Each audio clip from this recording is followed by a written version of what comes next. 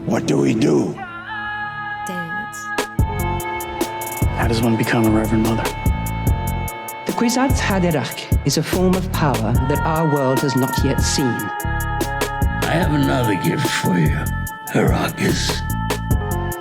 You want to control people? You tell them a Messiah will come. You gave them something to hope for. That's not hope!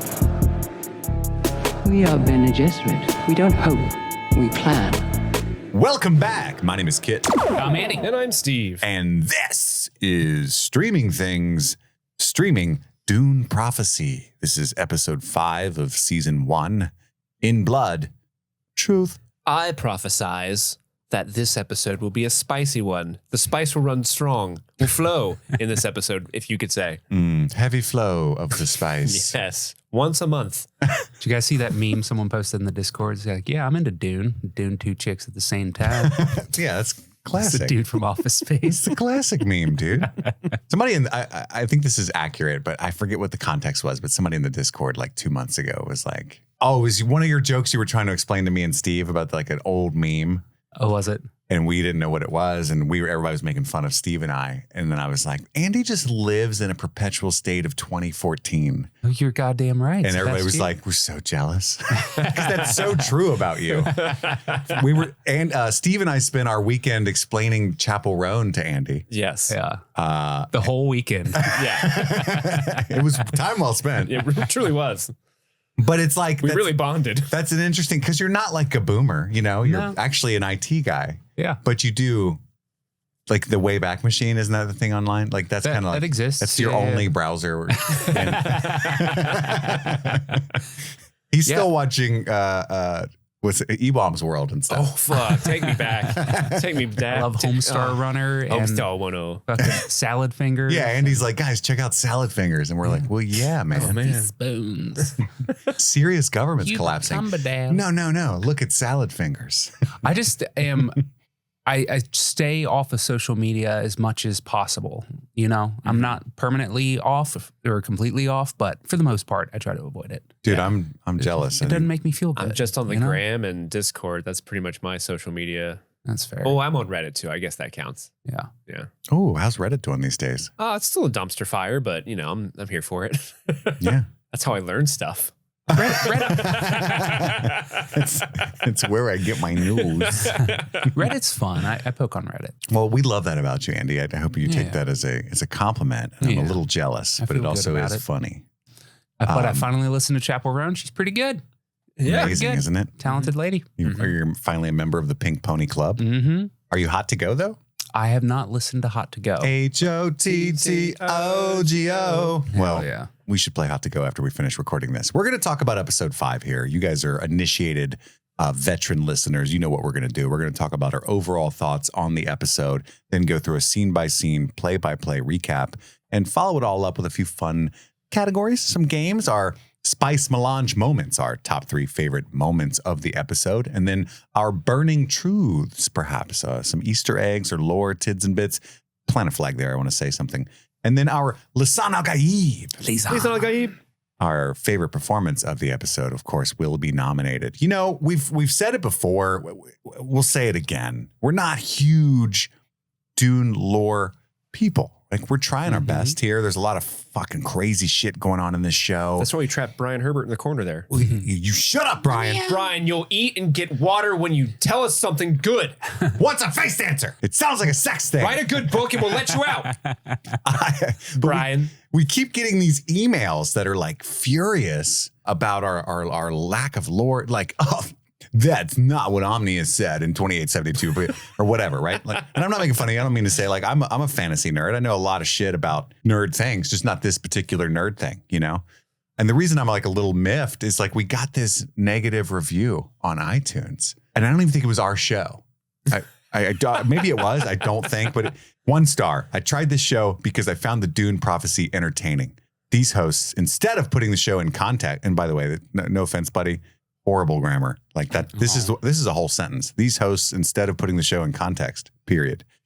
Instead, the host said the show didn't meet their expectations. So self-important, so pretentious, so uninteresting. Aw, But I also want to point out we got a Hey, he got three of them right. he forgot sophomore misogyny. Yeah, 4 stars. But that's 4 stars. Yeah. We also got a ton of really good reviews, specifically about our Penguin coverage. I wanted to highlight that. We recently got one that says, I discovered your podcast looking for content about the Penguin. So glad I found you guys. You're super entertaining, catch all the great hidden gems, and have fun insight about the show. Looking forward to more episodes and new shows to stream based on what you're watching. Hashtag Peenweens forever. Peenweens, rise up. So I wasn't on those, so that's what's happening here. There's a common denominator. The common denominator. that's true. We also got this 5-star review. Lord Guarantee Mew, or Lord Billy Bean, hits a home run. Muse to Livy Dunn with Riz. Is that the username? 5 stars. No. That's the review. Oh. Muse to Livy Dunn with Riz. The username is Rizlef. Oh, okay. So this guy is full skibbity. I think. What, the Sigma? I love these guys. This is my comfort podcast, entertaining and actually makes me laugh out loud. I listen to every episode, even if I haven't seen what they're reviewing. Anyway, that's from Saucy Tofu. We got a ton of good reviews recently. Thank you guys. Tofu. If you've never reviewed the show on iTunes or Spotify or both, please do so. That would be wonderful. It helps the show get discovered by other lovely folk. Yeah. But to all the Dune heads who have only ever listened to us cover Dune Prophecy, The Duners. we're sorry we're letting you down here. Just watch a better show. We do. Yeah, we're doing our best with The what we spice got. is running strong. It's flowing, all right? We broke the Land's Rat and the spice is flowing, all right? Yeah. So, by the way, speaking of better shows, Severance coverage is in full swing. We hope you enjoyed the episode 1 rewatch that dropped Friday a couple days ago. And look forward to more this Friday. And Severance season 2 starting soon as well. Also, our Game of Thrones coverage is still fucking, speaking of spice and flow, and it's going strong over there on patreon.com/streaming things. But Steve, do you have anything you want to say about other things we might have going on? Yeah, I mean, as you guys probably know, we just put up another poll on Patreon asking if we were to have theoretical more time, what other sort of limited series or other TV show would you like us to cover on Patreon? And, you know, there's some great options on there like Sopranos, Firefly, Midnight Mass, Arcane, Watchmen, HBO's Watchmen, not Zack Snyder's, and From, and many others. There are several options to choose from. And the reason why we've kind of been coy about it and hinting at it, and I didn't really want to announce why that is, but I think we're at a point now where it's safe to announce it. And the announcement is starting January 1st. So the new year, 2025, your boy Steve will be doing the podcast full time. I'm quitting my day job and we will be going hard on streaming things content over here at my house. I will be helping Kit with, didn't mean to dead Oh name my you. God. Dead name. I'll be doing helping Kit with his YouTube channel. So that'll get buffed up here in the near future. So we wouldn't be able to take this chance and live out our dreams without you. So thank you guys so much for that. So, no pressure. We need you guys to rate and review the show and share it with all your friends. Otherwise, Steve and I will be homeless. Yeah, you don't want Steve and Kit to be homeless. I'll be fine. Yeah, Andy's going to be great. And then you'll Still got my day job for now. your only content will be Steve and I vlogging about how many dicks we can suck in one day and stuff. So, Like and subscribe. I'm interested. yeah, I might have just crashed and burned, and people are looking for that content now. But it's The Sopranos, Watchmen, Firefly, From, Midnight Mass, Arcane, and The Queen's Gambit. But currently a 3-way race between Sopranos, Midnight Mass, and Arcane, with Sopranos and Midnight Mass tied. Love to see so much Midnight Mass love. I think that's a masterpiece. And some Yes, Arcane it love. is. So, yeah, we'll see what you guys want. We obviously want something to win that's going to bring in more patrons so that we can actually not just go back to work in March, but also something that's going to give current patrons, you know, lots of entertainment and love and bang for their buck. So hopefully there's a Venn diagram there where we can land straight in the middle. So, and I should say too, a vote for something like Midnight Mass is not a vote necessarily against Arcane, because the shorter the show, the more likely we'll just do both of them or something, you know, by April. But also, if you guys want like another long show like Sopranos and dive into that, then we'll do it. So we left it on there. You know what I'm saying? So I'm saying that's the thing. Let's do it. Anything else we want to say about that before we move into Dune Prophecy? I love you guys. I love you too, buddy. I don't think that was relevant to I that love you too, topic, man. but I fucking love you, But man. I love love. And I love do. you guys. I agree with you. I wear my Pippin the dog shirt a lot, by the way, on like TikTok videos, and people get really confused. Oh, really? Yeah. It's like, where's your dog? Do you have a giant wiener dog on your chest?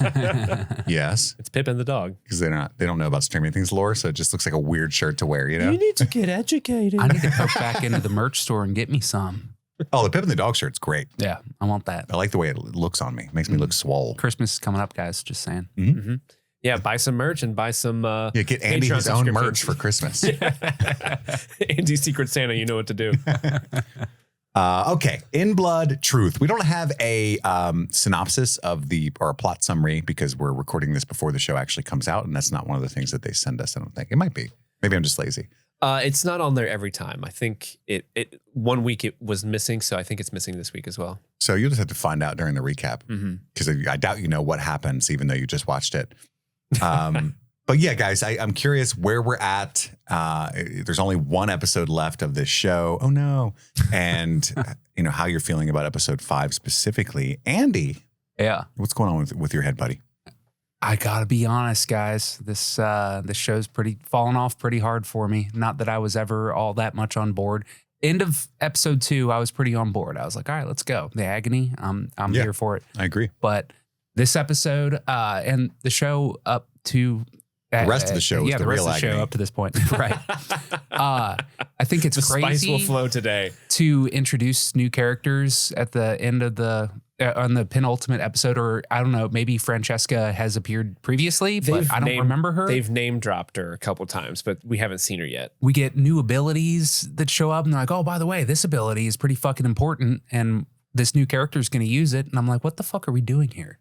I thought that it was crazy that, like, didn't we end the last episode with Theo's face changing shit? Mm-hmm. Theodosia's, yeah. Yeah. Are you tight with her? You call her Theo? You guys hang? My notes, I shorthand everybody. So I got Theo, I got Emmy, and et cetera. Jen, I say Jennifer just cause, but Just be a dick. Just to be more formal. But I thought it was insane to end the last episode with Theodosia's skin changing ability, and then she pops up for a split second just to say, the sisterhood are your people. And like, that's it. That's how we continue her story. Or is she Francesca shift changing? I don't know. Oh, okay. Maybe so. Yeah. I mean, maybe they're going to be like, oh, there was this person all along, It was Theo all along.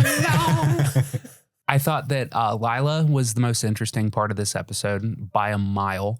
So when I was coming up with my top 3, I'm like, okay, that was dope. What else did I hate the least? But yeah, at least the Lila aspect, her being taken over by her historical people or whatever, that was super interesting. But yeah, the show is Her foremothers. Her foremothers, yes. Okay. Pretty cold on this episode. All right. Well, I've got to say, this episode is 56 minutes long. It feels like 4 hours. This is such a poorly paced episode. Like at one point I had to pause the episode to like one of the dogs was doing something they shouldn't have been doing. So I paused the episode. Watching Dune. Quit doing that. So I paused the episode, and I would have swore we were like 3/4 of the way done with the episode. We were 12 minutes in. Oh. And I was like, what the fuck? And then it just kept on going. And I don't think this is this episode's fault entirely. I think what happened is this episode was just the straw that broke the camel's back for me. Yeah. Because I've been kind of like, all right, I like some of the things they're doing. I can see them going. I'm a little worried about how short the season is, but hey, maybe they got a plan. We'll see what happens. And this episode didn't do anything like more egregious than any of the last, I don't think. But for whatever reason, it was just everything I had worried that the show was going to be with the limited runtime, and how it was just skipping everywhere. There were more examples of like very poor production quality. Like when the Mortal Kombat extra ninjas came out, I was like, okay, fuck this. I'm out. This is so cheap. The Foot Clan. The Foot Clan comes out here. No, thank you. And then to your point, like introducing Francesca is fine, but then like, oh, she can imprint on people and that's a superpower. And it's like, okay, like I get that's a thing, but I would have much appreciated it as like a Dune layman if you kind of had set that up in a much less clunky way. Yeah. Instead of just showing up like this now, like, okay, we're at the penultimate. What are we doing? It was at this point that I realized like, okay, I don't really like what Travis Fimmell's doing as Desmond Hart. It's like, it's bordering overacting to me, where I'm like, dude, just don't move for a second. Why do you have to always be like, just like your head's on a bobblehead the whole time? It gets old after a while. And it, again, like these are things that I haven't really been like thinking about as problems of the show. They were just kind of in the background. But for whatever reason, this episode is the one that like snapped me. And I'm like, all of it's annoying to me now. I'm so done with it. I'm tired of this show. The spice must flow. Okay. The last thing is, you mentioned Lila being the most interesting thing in the episode, and I agree with you. However, I was getting real Paul Rudd channeling Michelle Pfeiffer from Ant-Man and the Wasp vibes. Do you remember that scene? No. Well, spoilers for Ant-Man and the Wasp. At one point, Paul Rudd is possessed by Michelle Pfeiffer, and it's awkward as fuck and weird, and I don't know why people love that part of the movie. But that's what this was, which is like, I'm an old person now. Let me put on my goggles and like, oh, you told me to wait inside, but I'm just going to pop out and tell you. Like, it was just... That was one of my favorite parts of the wild. show because it was so comical. The way that she just comes out and like spills the beans and Avila's like, what? But yeah, go on. Sorry. Again, like in a vacuum, I don't think I would have had a problem with that at all. But for whatever reason, this episode just broke me and I was just done. I was done with it. And I think I paused it after the Avila or the Raquela thing. And I'm just like, there's still 45 minutes. What? Yeah, that's my thoughts on the episode. I didn't like it.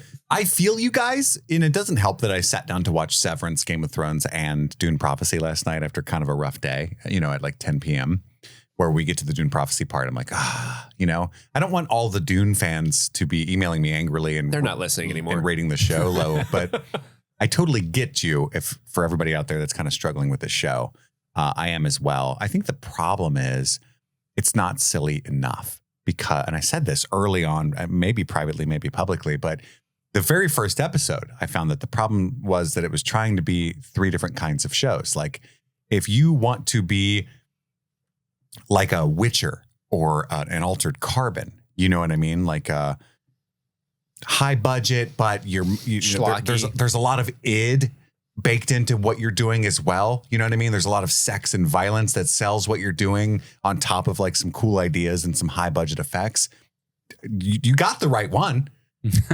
I love those things. I watched all 5 seasons of Banshee. You know what I mean? Like I'm down. Just kill everyone and bang everything. Do it. And they're trying to like, they throw that in with like the Constantine character and the Inez character and the Kieran character. But then they're also doing some really like House of the Dragon season 1 highbrow stuff with like Valia and maybe even young Valia and young Tula and stuff like that. Right. I'm like, okay, cool. You're trying to do that as well. The show I want is the young Valiant and Tula stuff. That stuff always hits for me. I agree. I think that if they just started it off, strangely enough, with those young characters for like, they did a House of the Dragon thing and then had them grow up and then we're like, oh, we're invested now. Like, oh shit, she did it. She built the order and, they started all this shit and they're cooking now. They're dealing with it. Yeah. But I'm with you. I mean, we hear some, like what is going on? We know there's no magic in this world, but there appears to be, and I think they are going to try to, we're going to talk about it, what happens in this episode. They are trying to bring back the pseudoscience explanation, I think, but it's oh my God, when they too far-fetched and too late. When they showed up and they're like, oh, the reason why everyone's burning up inside is because it's a virus in the Abdullah Oblongata. You could see fucking Lila like looking off screen. She's like, really? Like, what the fuck? What? Yeah, but I did like the Lila stuff with Raquela. I thought it was cool. Like Tula, you've let the workshop go to disrepair. Like it was funny. Tula, I liked it. Oblongata. I'm still waiting for her to be like, I'm not Raquela, I'm Dorothea. Yeah, how they know? I'm working with the machine. Like she untied her and brought her in there, but it was like, what gave it away that it was for sure Raquela and not one of the mean ones? You know, right? Irresponsible, Jen. Truly. Well, she's just an acolyte. That's true. That's true.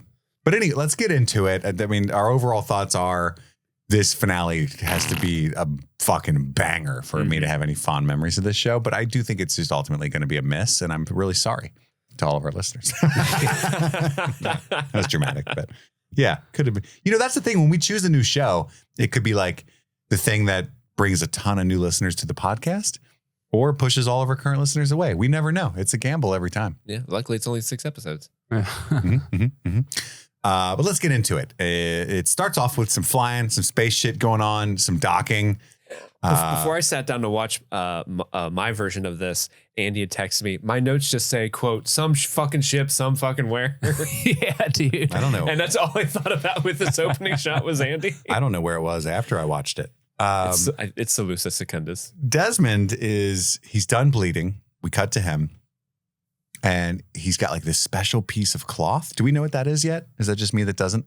I don't know what that is. I don't know what that is. He's got his like a little special rag he likes to smell.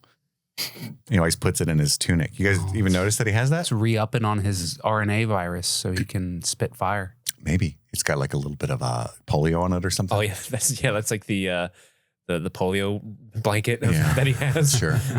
He's like, I want to have dinner with you guys.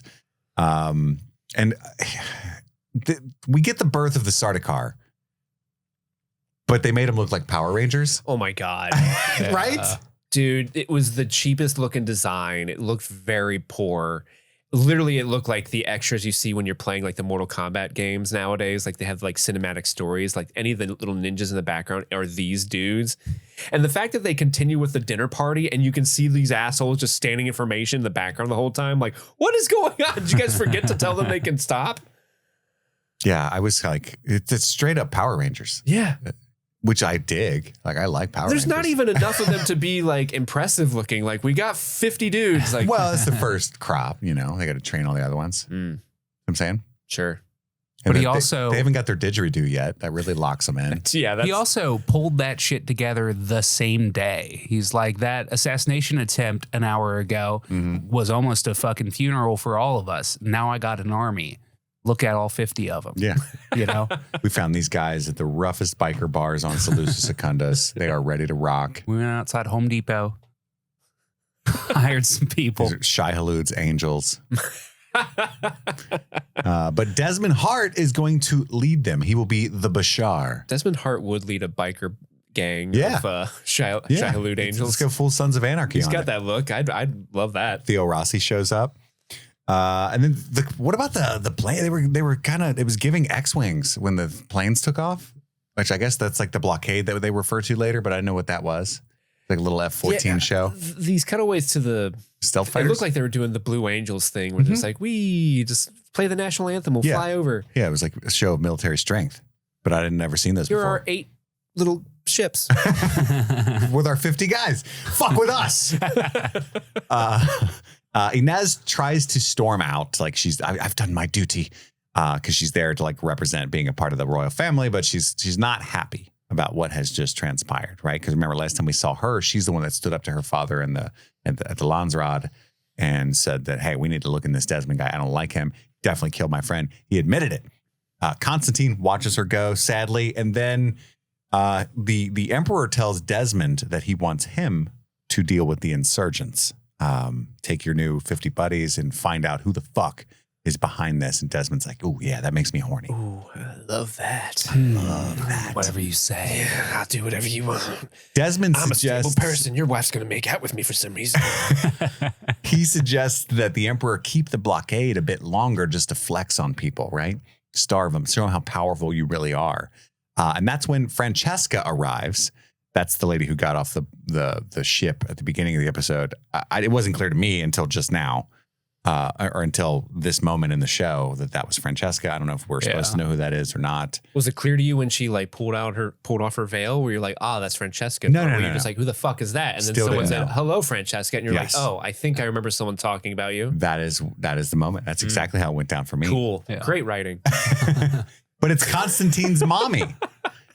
It's Constantine's mommy. So Yeah. you know how like Leto Atreides has like the concubine that is the wonderful, amazing, perfect Lady Rebecca Jessica? Ferguson. Yeah, Lady Jessica. That's I guess what's going on with Constantine.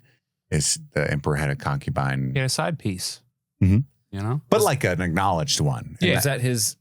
Was she like his truth sayer before Kasha, and then I don't know. all that stuff went down? I And don't know. We don't know. Hmm.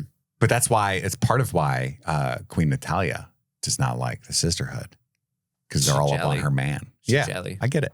It makes total sense. I think she's less jelly of them being up on her man and just more jelly of them being up all on her power play. Well, she says later she stole my husband's attention, my daughter's love, and my power. So all three of those things, I think, by her own admission, upset her.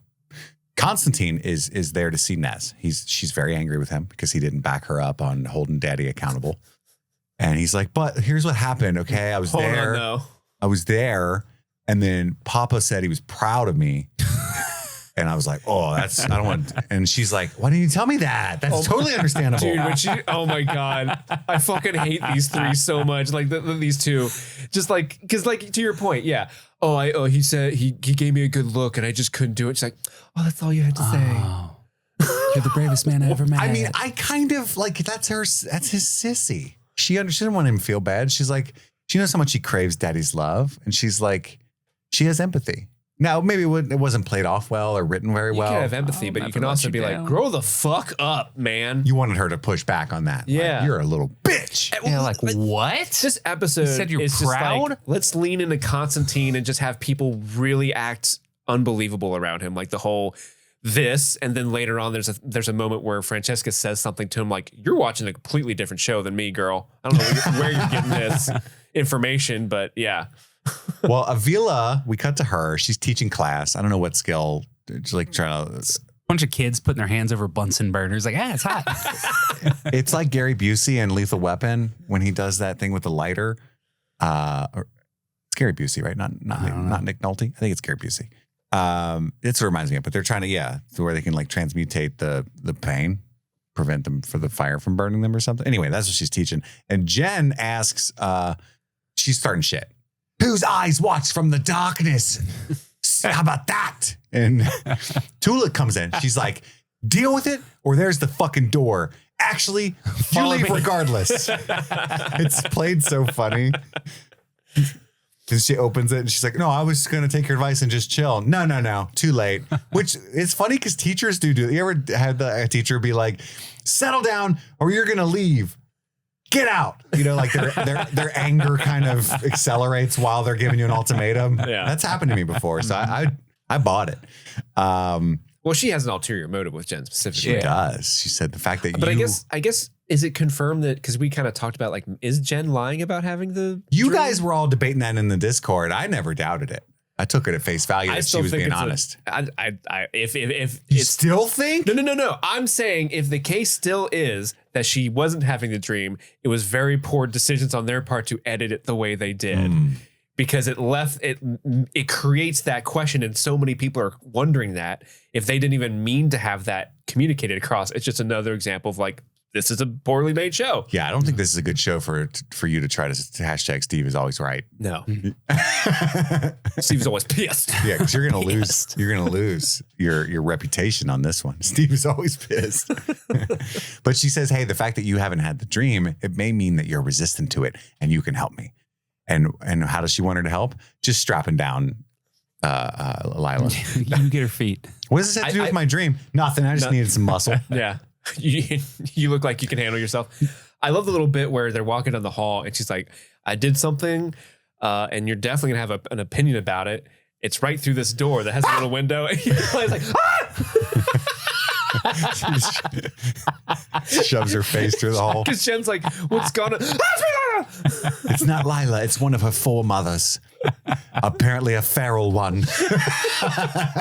I wish they one had that's gone confused by doors. Yeah. I wish they had gone full Exorcist with her. You know what I mean? Like she should have been like, you know what I mean? You think? Yeah. Which one of her foremothers would that have been? Well, no, it'd be cool if there's like six her people trying to foremother, talk Smeagol. through her. Yeah.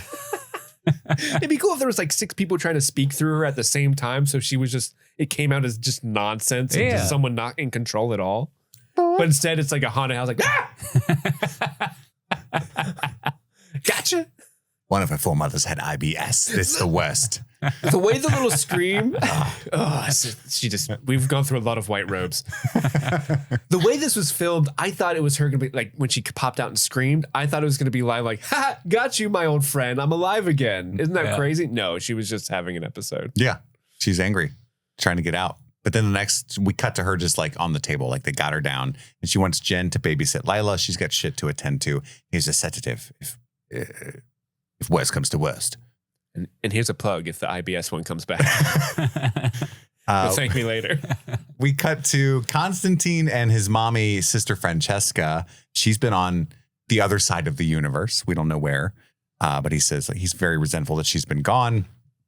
And I don't know what's going on here, but she's like, you asked for me. And he's like, no, I didn't. Right. They reveal later that it was Valia that Valia's the one that pretended actually to be But him. what's sending a crystal? Do you guys know this technology, or is that a burning truth for later, or we don't care anymore? I don't care anymore. Okay. That's what I was getting that vibe. And she doesn't she doesn't know that Kasha's dead. She's very upset about that. That's what Constantine breaks that news to her. Then we cut to Harrow Harkonnen visiting Desmond. He wants to apologize for his outburst at the Landsrod, and he wants Desmond to speak on his behalf to the Emperor. You have his ear. Lord Bashar. And he blames his aunt, which is Valia. Like she's the one that she's a nasty old bitch. And she told me to do that. I didn't want to do it. Give me a key bump. And then they share a toot together. Yeah. Is that Spice or is that the... That's got to be Spice, right? It's heroin. They share a toot together. It's heroin. And he wants... Desmond wants evidence that the sisterhood is interfering in spice trade. Like that's how you can get back in the Emperor's good graces, or help me bring down the sisterhood, right? He's like, well, I can tell you this, completely irrelevant, but I can tell you that there's a black market in Zemia, and I traced my stolen whale furs there. And they're stealing not just whale fur, but spice, bombs, thinking machines, things way more important than whale fur. I should have told you sooner. I feel bad about that. But you got to understand, my whole brain covered in whale fur. I love it. I love it. I love it so much. Do you know whale sperm? It's great. Delish. It's a good gel for your hair. And then he says, okay, I'm going to go there. That's pretty good. I'm going to go to the black market thing. However, I still need proof that your aunt is involved. That's how you're going to win this little pickle that you're in, right? And then he gets, Steve, you're going to love this. He's like paid in. What does he get as a gift? A bauble. A bauble. I wrote down, why did he give him a Dragon Ball? Why did he get a bauble? What is that bauble? A lot baubles. What is it, Steve? I don't fucking know. Oh, They don't tell us what it is. it looks like one of the little bombs from Last Jedi. You know what I'm talking about? Yeah. We don't see it again in this episode. So it's just like, hey, got a little trinket. It looks neat. Is that the crystal? I don't know. We cut to Francesca, and with Valia. She was on a mission with the Spacing Guild, some kind of mysterious mission. It's like the third mention of the Spacing Guild that we get without actually seeing them, and I'm very sad because I've heard so much cool tea about how the Spacing Guild is. But I don't think we're ever going to see them. But Valia is like, that's why I lied. I lied by omission because I didn't want to interfere with your very important mission that we're not going to discuss on the show about with the Spacing Guild. But yeah, Kasha's dead and all hell's breaking loose. Okay, she catches her up to speed. And Francesca's like, oh, that makes total sense. And she wants Constantine to be in charge of the fleet. She wants to get back in the Emperor's good graces. She wants Inez at the Sisterhood School on Wallach 9. And she says she has a plan to get rid of Desmond. She does. Desmond goes to Kieran. And it's a foolproof plan, you guys. And blow my... In no way will this backfire. In this world of personalized shields, boy, howdy, this is going to work. I have a lot to say about that. Or a lot to ask, rather. But Desmond goes to Kieran and invites him to go looking for the insurgents with him. I actually really like his performance here. He's like, we're looking for insurgents. You want to come? Want to come? Yeah, it's really... Because it's menacing because you don't know if he knows that Kieran was involved. So there's a little bit of, if you cared about Kieran at all, which none of us do, well, he apparently it would be a really great scene. Somehow slipped the bomb out of Kieran's pocket and was like, ha-ha. So like, I don't know how else how he could not know that fucking Kieran's one of them. Well, it appears not to, because he doesn't get arrested until Constantine snitches. Yeah, Constantine shows up. He's like, okay, never mind. Yeah. But Constantine, there's the whole scene where he's late to training, and Kieran, who's actually nervous about his recent terrorist attack being foiled, takes it out on Constantine. You know what? You're a bitch. I'm not even going to train you. You're late again. It has nothing to do with my own personal things. This is your lesson for today. Here's a lesson. Quit early. That's what I'm doing. Yeah. Yeah. And then Kieran goes to warn Michaela. And he's like, I'm going to stay, but you need to get out of town. They're looking for insurgents. We didn't think they were going to look. They're looking. They're looking. We didn't get this far in planning. And she accuses him of staying for the princess. She's like, never make the mistake of trying to be the man that you're pretending to be. And he's like, what if that man is better than me? Especially then. Yeah, that was some cold shit. I thought it was good. I do think that throughout this show, they have been trying to imply that Michaela actually cares about Kieran. And I think they drive that home in this episode, but I think it's unearned. I think they did a poor job of that personally. Because remember in the early episodes, it looked like she was jealous that he was with Princess Inez, and then they kind of played it off as like, she just unprofessional of him. Yeah. Because they're on a terrorist plot together. I still think it's a professional caring, not like a... No, she straight up love interest cries caring. when he says, I never want to see you again. And she finds out he's a sister. There's a tear that falls out of her eye. It's like, she loves him. Oh, I didn't pick that up at all. I just thought it was just... You didn't see the tear, or what did you think it was? I just thought it was just her being like, oh man, this is a low point. Well, yeah. This is a low. Of all the things that... I mean, think about it. I'm think not about it. having a good time Not right having now. a good Think about time. it. Think about it. I just thought it was like because she was sad. Think about it. If I went to work today and Sure. You would cry. Someone walked up to me, like someone who I respect as a work colleague, Sure. came up to me. If those existed. Like my buddy Kyle, who invented Don't make the mistake of thinking you're going to become the man that you're pretending to be. Yeah, and or say Damn, something Kyle. like, yeah, I never want to see you again. Like, Jesus, okay, I would tear up. That would be kind of a bummer to hear. Sure. I don't want to fuck Kyle, but I'm still going to be upset about it. Why not? Now you're offending Kyle for no reason. Hey, he's a perfectly lovely man. You're just not into him that way. No. I get it. But she's putting chain detonators along the bar too. That's important. That's a plot detail we need to talk about. There, did it. Are they in a bar? Are they in the bar? Yeah, she runs the pub. I thought, I don't know, the way it was shot, it looked like she was putting it on the underside of a ship or something. I don't know. Well, they do cut to her being like in the basement of the bar or like a low. yeah, there's like kegs down there and shit, and then out later the explosion is outside of a building. Gotcha. Come on, man. Follow. Man, I was having such a good time with this show. I got caught up in it. It was so. I thought it was comical how many bombs she had. So many. Like it was like we need a bomb every 2 feet. They didn't have one big bomb. They just had like all the.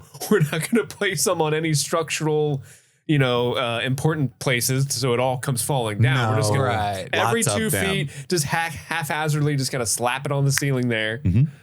That's how you do it. And then like when it went off, I was like that's what. This episode of Streaming Things is sponsored by BetterHelp. BetterHelp. You know, Steve, there's something I need to get off my chest. What's that, fella? It's been weighing on me. You know that I resigned at the day job recently, right? And I've been a little scared. There's a family to worry about. There's health insurance. There's capitalism. Sounds like a stressful time. But we all carry around different stressors, big and small. And it feels better when you bring something to the light and keep them bottled up. It can start to affect us negatively. And therapy is a safe space to get things off your chest and to figure out how to work through whatever's weighing you down. In my case, it's all of the stress, the misery, the fear. But I had to come over here and share that with you, and I felt better. You know, that's a real thing that happened. Yeah.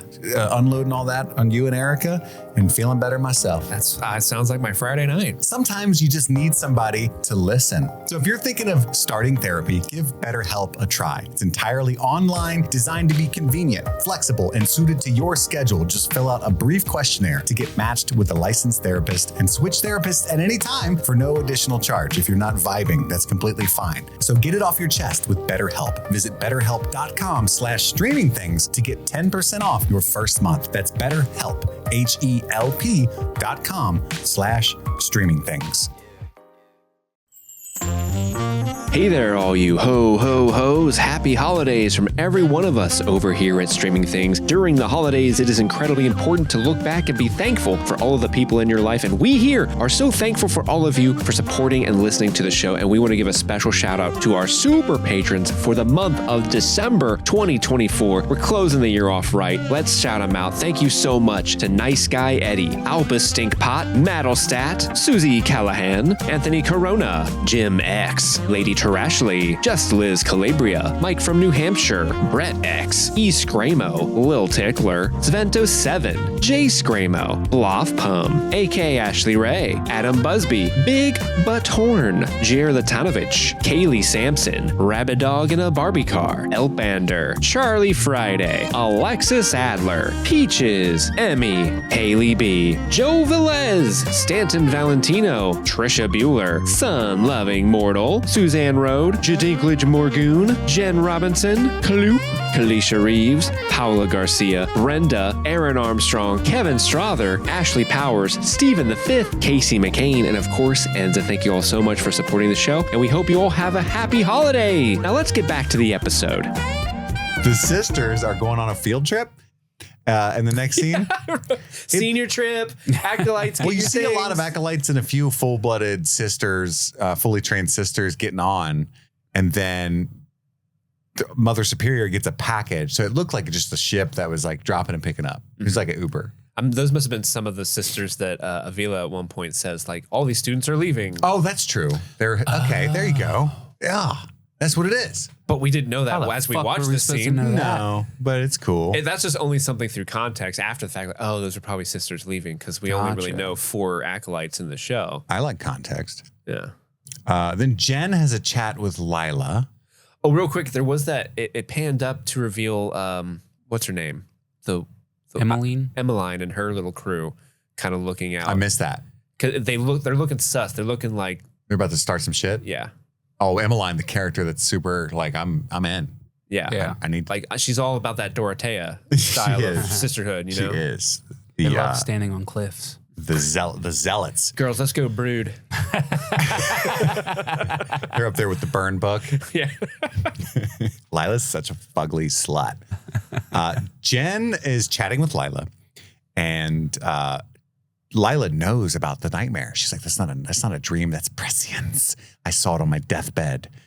And she's talking about Paul, right? Like the Paul Atreides, not Alan. Wait, what? Huh? The vision is Paul, I think. The gaping maw of Shai Halud's Yeah. swallowed by darkness And until if he- two eyes stared back. And if he gets power, the whole Imperium will be thrown back into chaos. It's Paul Atreides that this is the origin of the prophecy of Paul Atreides. This is the Kwisatz Haderach that they're those are the eyes. I don't think it's about Paul specifically, but the Kwisatz Haderach, yes, or a version of. Like I think Which they're is much more. Paul. I think they're much more thinking of whatever this machine threat is that's looming in the background. That lives inside of the Shai Halud. Yeah. I don't necessarily. I think there's probably like parallels to Paul, but I don't know if this is exactly what they're referring to. But we know from watching the movies that Paul is the Kwisatz Haderach. Oh yeah, for sure. But I don't know if they're specifically talking about that example. I think they're talking about something that morphs into what the Kwisatz Haderach is in 10,000 years. But the short-term threat is what they're worried about, not necessarily the long-term threat. If that makes sense. Do you guys think that they're trying to hint that the giant worms are actually thinking machines all along? Ooh, I didn't think about that, but 'Cause, that's like, kind of funny. The gaping maw and then inside of it, you see the eyes and stuff. I was just thinking about that the way you described it. Like that occurred to me just now. But I didn't get that from the show ever. That'd be weird. It would be weird. Be pretty Right. cool though. Kind of. I don't know what's We actually rely on these think machines to survive still. deep lore and what's just the show fucking up. So I'm afraid to say. Sometimes. Ryan Herbert, shut up. You're gagged for a reason. Quit it over there. And at some point, Lila, or who we think is Lila, says, "Where's Valia?" And then that's how it's revealed. That's Raquella, not Lila. She's got one of her foremothers driving the ship, right? And she comes in. This is where she busts into the little agony room, where it's also just doubles as her little science room. And she's like, "Oh, this shit's messy with da da da da." And then I love the bit where she's like, "Are her and Valia and Dorothea cool now?" Ooh. And she goes, "I see. I see. She killed her, huh? I get it. I get it." Like immediately after I died, right? Yeah. That tracks. That tracks. She said, I like this line though. "Your sister's will never wanes." And Tula looks like sad about that. Like, that's so right. And I hate it. Oh my God! I Finally, wish her will someone would gets wane. me. Yeah. If her will waned, I would be getting a trade D right now still. That was off the cuff. It wasn't bad. That's pretty good. Then we get some medical stuff. Like, oh, let me see the amygdala. Oh, there's tissue damage. I've seen this before during the war. At this whole scene as it was playing, I just kept thinking of like every time we were like, it better not be magic. There better be like some like pseudoscience thing. It's almost like the writer's like, don't worry, nerd. We wrote some gold in this episode. Science is coming. It's gonna make sense. They're gonna write about this in the science papers. You ever heard of an amygdala? Oh yeah, I took AP Psych in high school. I know what that is. Powerhouse of the cell. Then the thank you, Andy. The mitochondria. The smuggler thing was Valia's idea, right? That's where it gets revealed in the next, like the whole bit about Harrow going to Desmond and saying, "Hey, there's a whole black market on Zamia." That was actually, so he wasn't snitching on Valia. That was Valia's idea. Oh, really? I thought that Valia sent him to Desmond, but he went there and threw her under the bus. No, I think that that's all part of her plan. Oh, Yeah, okay. she's trying to stoke. She's trying to get Desmond to go to the bar to get blown up. Yeah. Yeah. It was the whole thing. And then she puts Evgeny's ring on his finger. So he's still trusts her to lead him to victory. Gotcha. Right. But they Even though did, he's a little sus now. He's they like, put a little sus on him. he's like, I wish I had a truthsayer to say if my truthsayer was truth saying. And she's like, what? Yeah, you could just lock in and you're good. You know, Right, baby. And he's like, are you sure you don't want to go to Evgeny's funeral? And she says, I've already said my goodbyes. Bet you did. Yeah, he's like, oh, I'm sure it brought him much peace. And then we get I don't even know what the fuck this is. She's talking to him or Theodosia. It's imprinting. Like, have you ever seen Twilight? Like when Jacob does to a Renesmee. And I'm like, He wants to fuck the baby. It's like... I know, Chris, you're just putting your head down, but what Andy said is 100% correct. Nessie? You named my daughter the Loch Ness Monster? Let's not unpack that. What the fuck is this in the Dune world? What is she talking about? What is she yapping about? Anybody? She's basically saying that like Francesca gave Havico the fucking magic and now he's hooked. So anytime she shows up, he's like, oh, fuck. Oh, there's like a spell going on there. But Yeah. it's not a spell. Not It's a spell, science. but like he cannot resist Francesca. So Okay. like she shows up and he gets hard. Just like Yeah, according science. to the Dune Wiki, imprinters are the most talented and most highly trained Bene Gesserit with extensive skill in seduction, sex, and sexual imprinting. Men in a position of power or future power, or those with specific qualities that the Order wishes to incorporate into their breeding program, are typically targets of a Bene Gesserit imprinter. Men So it's like Lea Seydoux and Fade Routha, do you think? I want to see Probably, yeah. that class. right? What's that class like? It's just a lot of meditation Oh yeah. and Banging. perfume training. Men seduced by an imprinter are permanently affected by the intense sexual experience and are thereafter consciously or subconsciously favorable to the sisterhood. Called it. Gave him that magic. She put it down. Yeah. Yeah. What you're saying. The old reverse cowgirl in Steve's world. Yeah. Imprinted for life. Never be the same. What, you want to make our fail son leader of the army? Sure. It sounds like a great idea, babe. So this is where Francesca and Havico talk. They meet in the hallway. She wants Constantine to get more responsibility. She's like, you used to fuck a lot of chicks in your treehouse, and look at you now. You're a pretty shitty emperor. So how about you give Constantine a fair shake? Well, people do think I look like Stanley Tucci, so I pulled when I was younger. And he's like, that reminds me of making out with you. And she's like, no, I'm not here to drive a wedge between you and your wife. Homewrecker. I'm here to advocate for Constantine. There we go. And then we cut back to Raquella figuring all kinds of shit out. Oh, the Omnius plague. It's the same enzyme in Kasha's amygdala, which is the fear center, by the way, guys. And here, I have to pause for a second. Mind killer. Fear is literally the mind killer. That's what they're doing. That's really the only thing we have to fear. Do you understand how huge this is? That somebody writing this show was like, okay, what's the popular thing that people always say about Dune? They're like, that's not hope. And they're like, no. And they're like, what do we do? And they're like, stop, get out of the writer's room. That's Seriously. a meme. Get out of here. Okay, fear is the mind killer. It's like this whole saying, like if you were going to get a tattoo of Dune, you'd probably get that. Okay, so here's what we do, guys. We write a whole thing about how like fear is like physical disease virus that centers in the part of the brain where we think fear resides, which is the amygdala. Like that's what they did, bro. It's not a really cool like a commentary on how It's like, not the a human philosophy. experience No. or philosophy. No, it's a literal killing of the mind because of fear. Hear me out. This is fucking Fear terrible. is the mind killer. Hear me out. It's just they have that written on like a dry erase board. So it's like, hold on, guys, and just underlines is, and then looks at everyone. My God. My Green God. light it for a 6-episode season. But we won't reveal that until episode 5. And right at this moment, Sister Avila knocks on the door and Tula tells her to fuck off. And while she's out there telling her to fuck off, Raquella just walks out. Or yeah, it is Raquella, but Lila walks out. And it's like, it's a virus, an airborne retrovirus. And it's just so comical to me that she just walks out right at that moment. It was such a, like if they leaned into more like this kind of parts of the show, I'd be in.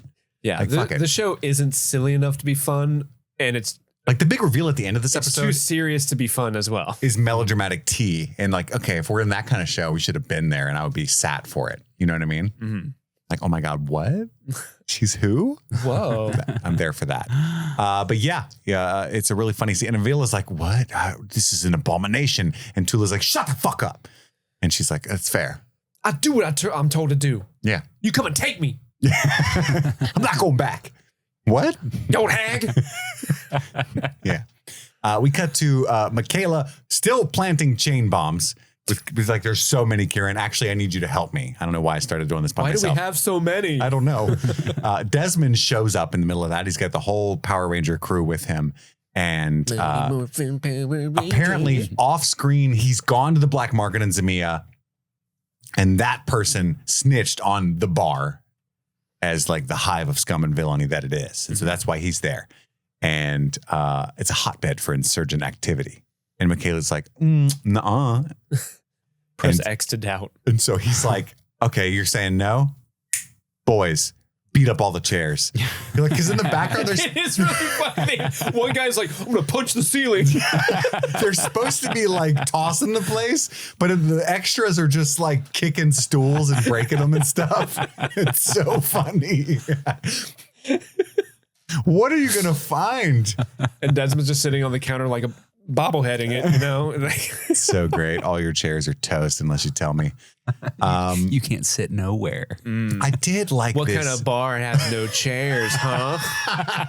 I'm hitting him where it hurts. Pull up a stool. Oh, wait.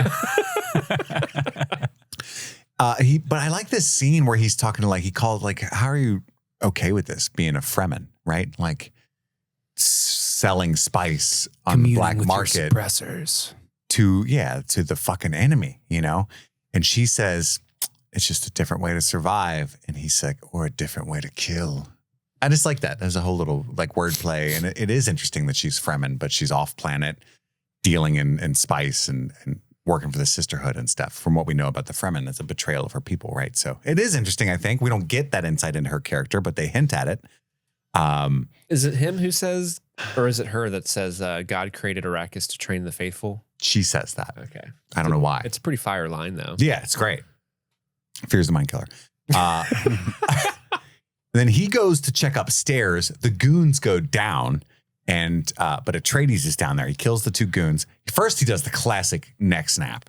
Mm-hmm. Not an easy thing to do unless you're in a movie. He does it and stabs the other guy. Takes his big ass sword. And then he arms all the chain bombs. He's like, boop, now they're ready. She sees that they're armed. She's like, okay, fucking game time. I was just trying to stall till the light turned red. Mm-hmm. Now we're good to go. Atreides is fighting his way out. They're trying to run.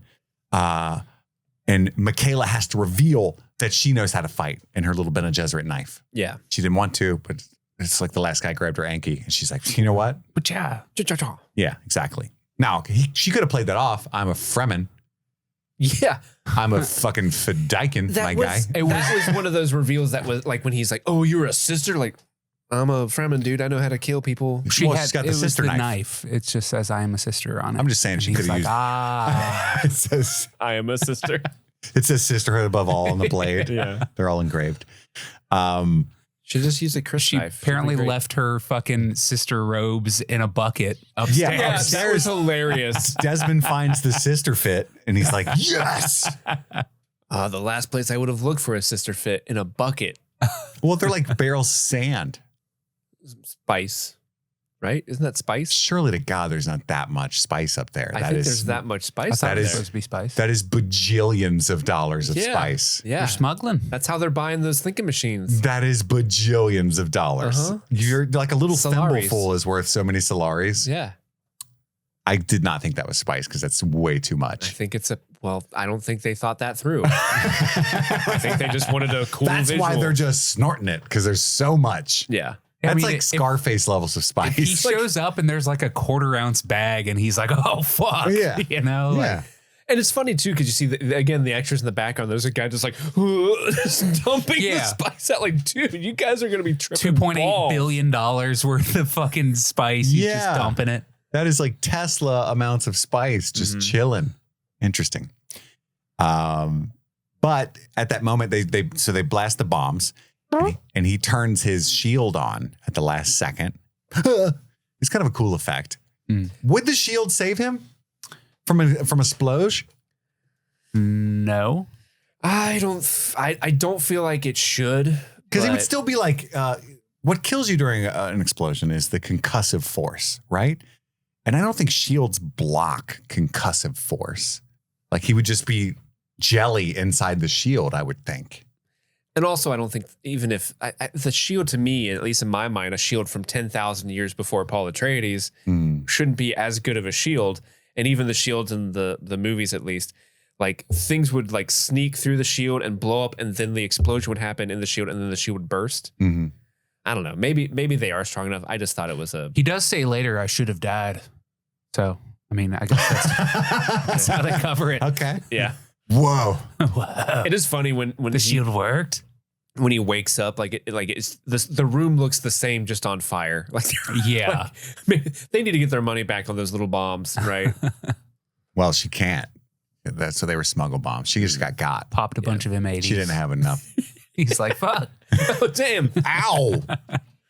But then outside we get the scene where Kieran's like, all right, sister, don't let me see you again. And then she cries. And Steve's, again, nothing to do with her relationship to him, just in general, a low point. Is all the stress from the last hour coming out. I get it. I get it. We cut to Lila, who is asleep again with Jen, tied back to the table. And Tula's like, hey, we all got to make sacrifices. It sucks that Lila's going through this, but it's just sisterhood above all. And then Jen says to Tula, what have you sacrificed? And Tula says, more than you can ever imagine. Imagine I had the best sex of my life and then killed that person and all 40 of his friends and relatives. Just imagine. I'm not saying I did that, but imagine. Imagine getting pregnant from that interaction and then giving up a baby. Apparently. Yeah. Just imagine that. The first time you have sex, pregnant. It's possible. What are the odds? It's just bad luck. Juno. It's true. Pork swords. Silencio, old man. Desmond wakes in the wreckage. He's fine. That's my notes. Constantine is practicing his bash and scream. It's a technique that he's developing. Bet. Punch, ha! Punch, ha! Sits down, drinks some Mexican Coke. What is that? Yeah. That's sorry, I don't have any glasses. Mommy finds him and he's upset. He's like, what was your purpose in having me? Because the sisterhood always has a plan, which in fact, definitely he was 100% a planned birth within the royal family. But she doesn't want to say that. She's like, you know what your purpose was? To protect your sister, which doesn't even make sense. Isn't he older? I thought he was. Well, I don't know. I actually don't know if he's supposed to be older or not. Even if he is gonna older, though, they protect the heir, right? I got the impression he was older. Yeah, I thought he was older too, but maybe he's not. I don't know. But even still, they could probably plan like, okay, you'll have a baby here, and then he'll have a baby with his. Right. And and we can make sure that it's a girl, and then she could be a sister. Like, yeah, like he's their insurance policy on the Nez plan. But he's such a fuckboy. Pretty shit plan. He is. Really dumb plan. Yeah. Valia learns that Desmond survived the assassination attempt. No big deal, though. We're going to keep on cooking. Oh, hold on. I'm so sorry. We have to go back. Because remember, Fear is the mind killer.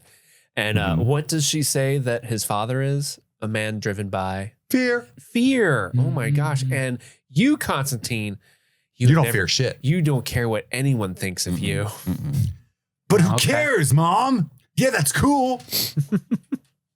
Only Daddy. That's true. He does care what Daddy thinks. I care about what Daddy thinks. I ain't got no glasses for you. I care if the girls think that my sexual prowess is so good that they tell stories about it in the stars. On the other side of the universe. Yeah, chicks look at the stars and they see a constellation like, oh, Constantine's dick. Because it's that good, Mom. I'm going to drink my dark blue hypnotic. Yeah. Or Midori, I don't know. Or Mexican Coke. I went to Chipotle earlier. Mom. They got great guac. Valia's talking some shit about how a lot of this stuff was just so Francesca could maneuver. We still don't know what she was out doing, what her mission was. She tells Michaela to go to the safe house on Arrakis. I love that they use the word safe house. Like they're like CIA or something, you know? Yeah. You've been made. Quick, destroy your burner phone. Here's your passport. At least you didn't get your sister fit. Bad news. Fuck! And she tells, Michaela shits on Theodosia. She's like, naive acolyte. She's more of like a Jen, you know? She's like kind of disenfranchised with the sisterhood. Yeah, because she's kind of upset that Valia was so willing to like throw away, I built that bar. I built that bar. I got regulars. What are we going to do? We were just going to start dropped the new menu. You know how long I worked on that menu? We got all the supplies coming in today. God. It's hot spiced bourbon season. And all the shit with the Fremen. That too. But the new bourbon season stuff. We just bought one of those coolers that you can get ice cold fireball out of. It was going to be awesome. Oh, yeah. Man. I started doing the thing where I use one giant ice cube. Fills up the whole glass. You don't got to put that much liquor in it. People love it. Oh, it's great for my overhead. You see what he did to my stools? Those were custom. That ain't going to buff out. We're done on that bit, I think. I love that the big plot mover of this episode is just that Kieran left his assassin blueprints sitting out in the training room. In his fucking locker. Unlocked. Oh my God. So what's this? Dumb. Oh my God, blueprints? Whoa.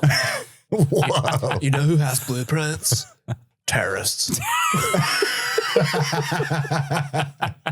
So he waits up for Atreides, and Atreides comes in like he just got finished jacking off. Like, you know what I mean? He pulls the whole, what's up? Oh. I have virus on my computer. My pants fell. I deleted the virus. And yeah, he's like, thanks for reminding me of my purpose. And then he gets arrested. So he's already snitched. It was just like he just wanted to be dramatic about it. We cut to Carino celebrating Constantine finding Kieran Atreides' blueprints at this big dinner, or maybe it's a brunch again. I can never keep up. I do gotta say, my favorite thing about this episode is just the set design for their big long table. How it's in like it's cool. It's like in a waterfall at the same time. Not practical, but it looks cool. I would like to eat a waffle there. Yeah. Chicken and some waffles. mimosas for those that partake. I loved how they were all drinking mimosas too. They had like the champagne flutes with the. They're eating orange juice and blue Jello. Yes, that's what I took note of. Which looks fire. I don't blame them. Yeah.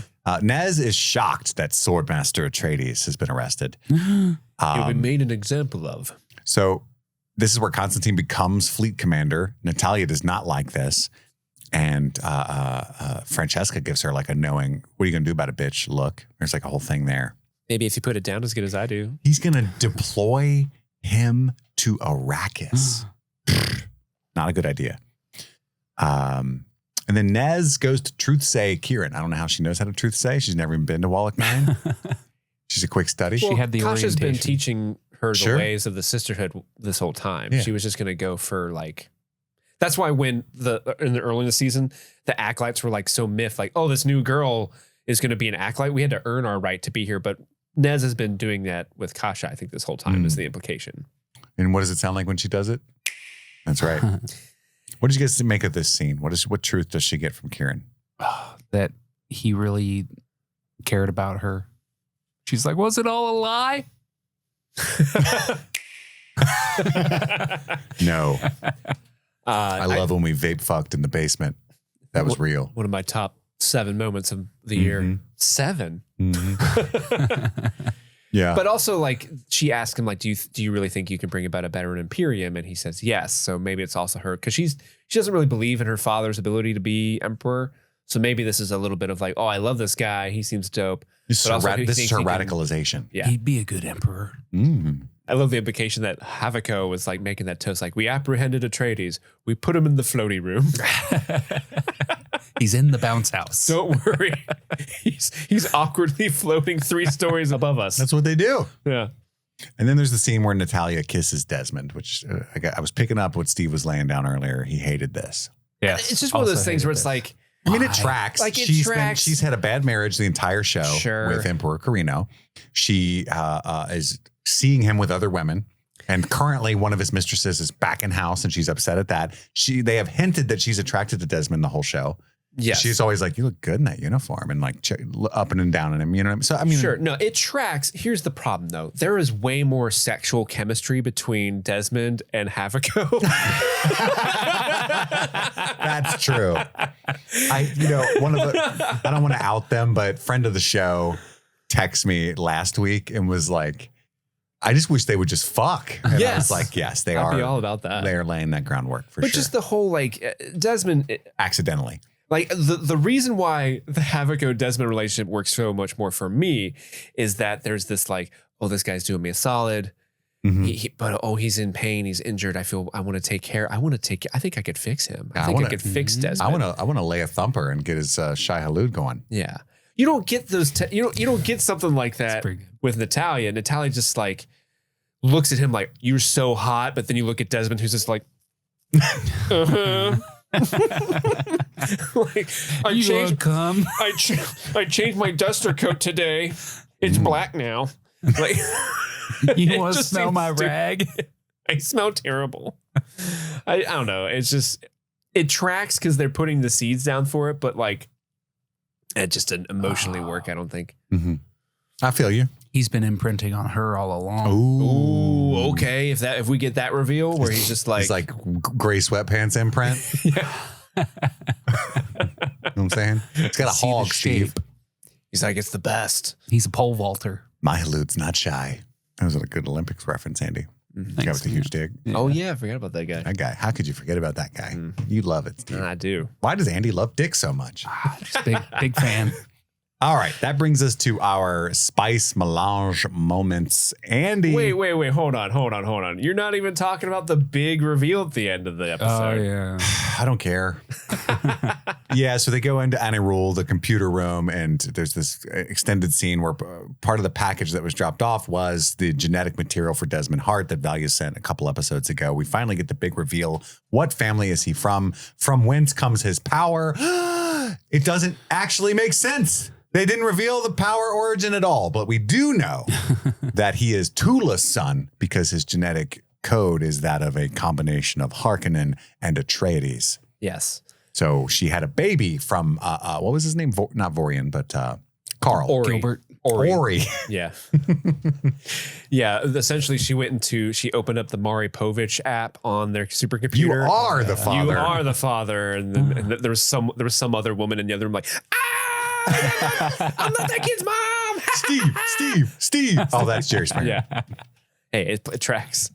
Did you watch that show back in the day and just like get real happy every time I chanted Steve? Steve? Yeah. A little bit. I remember being the bodyguard on Jerry Springer's name was Steve, and every time he would break up a fight, the audience would go, Steve. Gotcha.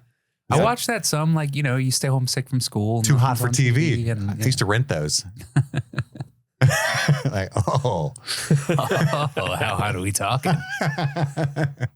Do we have anything else to say about this? Again, if the show was like melodramatic soap opera stuff like this more often, it'd be more entertaining. It'd be like, oh, that's her son.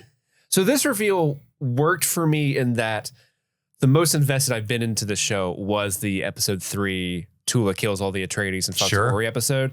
So I was kind of like, oh, cool. But also at the same time, it was like, that tells me nothing about Desmond, the mystery that is Desmond Harkonnen. And that's the part I'm upset about. I don't care if he's an Atreides and a Harkonnen. It's just kind of like a Atreides. And to your point earlier, Harkdies? Harkdies. To your point earlier, Kit, it just has to allude like, oh, if Harkonnens and Atreides bone down and have offspring, they're going to be special superpower boys. Because Paul is Harkonnen and Atreides as well. Yeah. So that just has to be what they're like alluding to, but I don't know. It was I don't remember seeing Paul Atreides burn people from the inside with a with a machine virus mind trick. I don't know. Because he didn't want to. But he could. Yeah. Could have. He's just a good guy. I don't know. It's just like for Space Hitler, it's decent guy. It's not really answering the questions I want. But it feels like when you go to like a fast food restaurant and you're like, hey, I want a burger with no pickles, and they give you a burger with pickles. You're like, well, this isn't what I want. It's leaving a bad taste in my mouth. But you technically are giving me the burger that I asked for. Yeah, but we like pickles here, Steve. I bet you do. I do. But as an analogy guy, didn't love that. Just want to say. Yeah. Single Michaela. This is a low point for Steve. This is a low point for me. All right. Now it's time for our Spice Melange moments, our top 3 favorite moments of episode 5 in Blood, Truth. Andy, what's your number 3? My number 3 is a scene where Michaela kills the fuck out of the dude like she's a surprise ninja, and Atreides is like, oh, dang, she's a sister, huh? I mean, I just had to pick something to fill out the bottom of the roster. You know what I'm saying? Okay. It was an action piece, and she killed him pretty cool. So. She did kill him pretty cool. Steve. My number 3, I didn't actually write any because I didn't like any moments really, but if I have to pick something, I'll pick Lila being possessed by Mother Raquella. It's a little funny. Yeah. So okay. My number 3 is the reveal that Desmond is his Tula's son. It means nothing, but I was like, I know who that is. Andy. My number 2 is Lila being possessed by Raquella because it's kind of fun. Steve, your number 2. My number 2 is when Constantine is fighting with that thing and just yells at it. The bash and scream technique. Yeah, he's upset because he's upset. It made me laugh because it was stupid as fuck. My number 2 is the reveal that Valia is actually behind Harrow throwing Valia under the bus, because I was like really annoyed at that quick turn. And then I was like, oh, okay, she's still like doing devious things. She's sistering. I like it. Andy, your favorite moment of episode 5? I think we're about to have a We All Everybody moment. My favorite part of the episode 5 was the credits because it was over. Steve? I mean, I wasn't going to do that, but honestly, it was that. The credits hit and I said, thank God. That was my thought. So yeah, that's my number 1 too. Well, I was waiting for this because it actually is my favorite moment, but it's Lila being Raquella. But that'd be weird if she was Tula. Just doing an impression. I'm Tula. But specifically her just walking out when she's trying to hide it from Avila and then it not being a big deal. Mm-hmm. That was funny. That is funny. I like that. Who are you going to nominate for your Lisan al-Gaib, your favorite performance of the episode? I'm going to give it to Chloe Lee, Sure. Leia, the girl that plays Lila. Okay. Because she was the most interesting part. Steve. I'm going to give it to Edward Davis, who plays Harrow Harkonnen. Oh, plot twist. Only because, I didn't put this in my Spice Melange moments, but really one of my favorite scenes was when he was talking with Desmond and how he was sort of groveling, sort of, oh, my aunt sucks. I don't like her. I just really want to be a Harkonnen and, rise above my station. And that dude, the way he kind of moves around and he's enjoyable in the sea of characters that are either too dumb to care about or too bland to find entertaining oftentimes. Mm-hmm. But he sticks out like a sore thumb in a good way. So I'm gonna give it to him. How funny is it that we ended the last episode with the face dancer reveal and then we didn't use that at all? That's so fucking weird. Oh, I know. Don't get me started on that shit. I'm going to give it to Michaela, Shalom Brune Franklin. I don't think she's given very much. I don't think the writing's particularly good. I think they completely wasted one of their most interesting characters and kind of like the anchor to our knowledge of the Dune world is the Fremen people, and they could have done something really cool with that. Yep. However, just because she is cool and has potential that'll never be realized, I'm just throwing that out there. So there. You don't think they're going to ever do like a Dune Prophecy season 2? No. No? No. And I think this is the most checked out we've ever been on a show that we're covering. Yes. Yeah. By a mile. So that's tune in next week for the finale. But also our Severance coverage is starting. The Game of Thrones coverage is fire on patreon.com/streaming things. Let me check. I spent a lot of this episode refreshing the poll because I can see in real time things move around, and it's fascinating as far as like the extra bonus content that we're going to do. What's the winner right now currently? Midnight Mass and Sopranos are tied. Wow. Still, but they've moved around a lot, and Arcane is in third place. It was a 3-way tie last time I checked with Arcane. This is crazy. 114 votes already. And Midnight Mass and Sopranos. I did not expect that. I don't know why. There's a lot of love for Midnight Mass. Midnight Mass is a great show. I didn't think anyone loved it as much as I do. It's one of my favorite things in the world. Mm-hmm. But Arcane, that would have been fun. Yeah. That would have been so fun. Anyhoozle, that's what's going on there. We love you guys. Thank you for sticking with us. And have a good week and shit. I don't know. We got to go return some videotapes. My name is Kit. I'm Andy. And I'm Steve. And this is Streaming Things, streaming Dune Prophecy. Only one more left. Happy streaming.